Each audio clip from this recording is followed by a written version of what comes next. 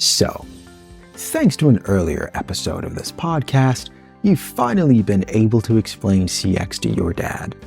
Armed with this dangerous information, he's promptly told every last one of his friends that you're some kind of business wunderkind, which is quite alright, until Uncle George, who's not really your uncle, decides to ambush you with a random question about NPS. For a brief moment, you consider reminding him that this is your child's birthday party, but you ultimately decide to be a good sport and give it a go. What do you tell him? Let's talk about it.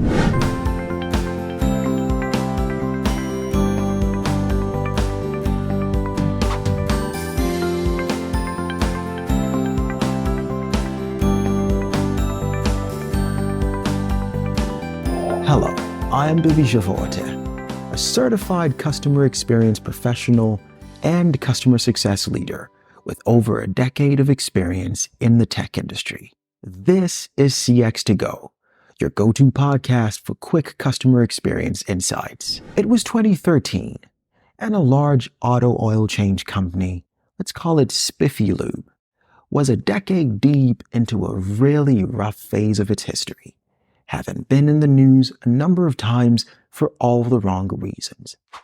Anxious to turn things around and change customer perception, they decided to go all in on the Net Promoter Score method.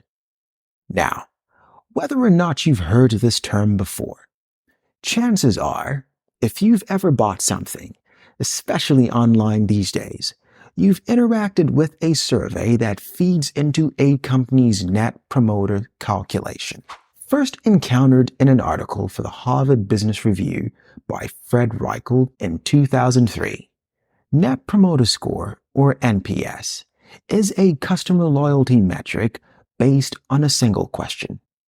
How likely are you to recommend our company to a friend or colleague?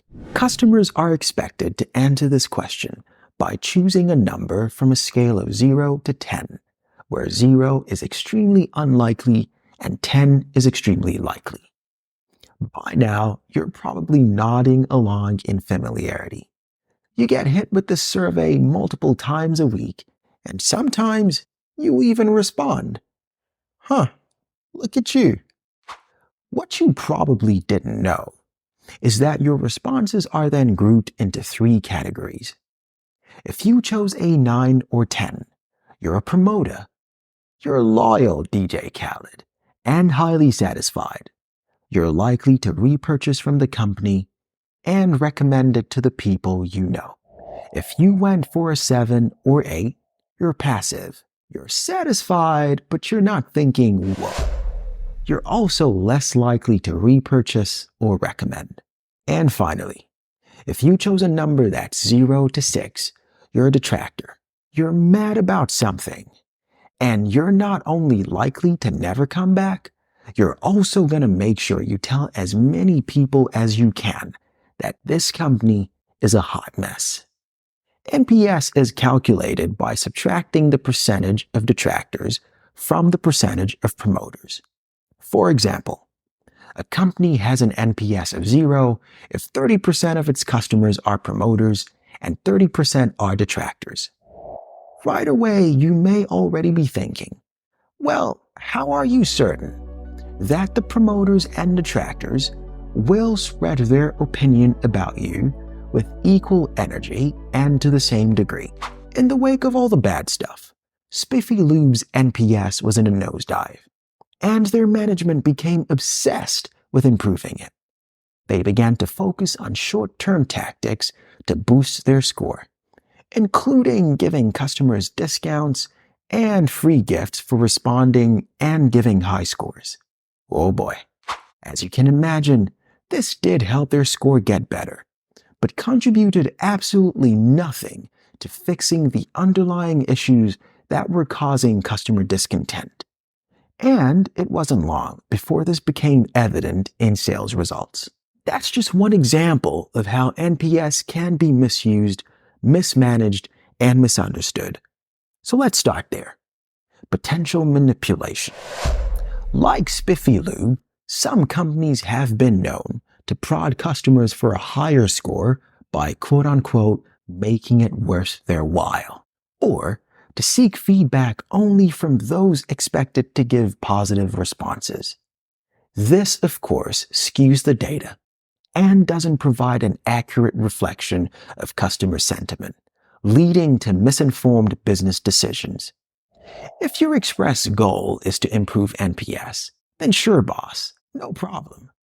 But if you're really looking to improve the customer experience, you need to know that this isn't a silver bullet.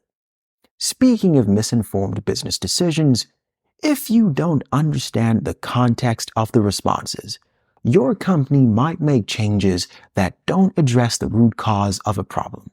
For example, if detractors are complaining about prices and you crash your prices, you may have missed that the underlying issue might be the value they perceive rather than the price itself. Deep. And speaking of deep, you've got to look below the surface. Customer responses might indicate general satisfaction, but these customers might have issues with a particular service aspect. If you don't delve deeper, you might miss opportunities to address and rectify these specific problems. And that's the oversimplification issue that dogs NPS. You cannot reduce customer loyalty to a single number. It does not capture the nuances behind the score. Now let's take a look at some factors that could impact the very nature of the responses you receive. 1. Bear in mind that customers with extreme feelings, positive or negative, are more likely to respond to your NPS survey, resulting in potentially skewed data. 2. The score you get from a customer can be influenced by transient factors. For example, a customer having a particularly bad day could give you a lower score, and one currently enjoying themselves on a yacht might be feeling unusually generous. In these situations, their scores might not reflect their overall sentiment toward the company. And 3. Customers from different cultures can rate their experience differently. A score of 7 or 8 out of 10 could be seen as a positive in some cultures, but NPS categorizes those as passives. A particular episode of Comedy Central's Corporate comes to mind here. That was funny. The Spiffy Lube story goes that sometime in 2017, the company realized that going all in on NPS was a mistake and drastically changed course, focusing instead on improving the quality of its services and training its employees around a more customer-centric culture.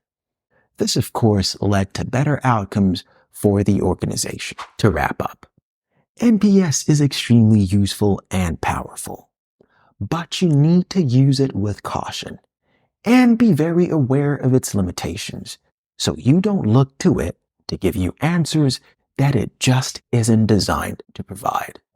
But don't just take my word for it.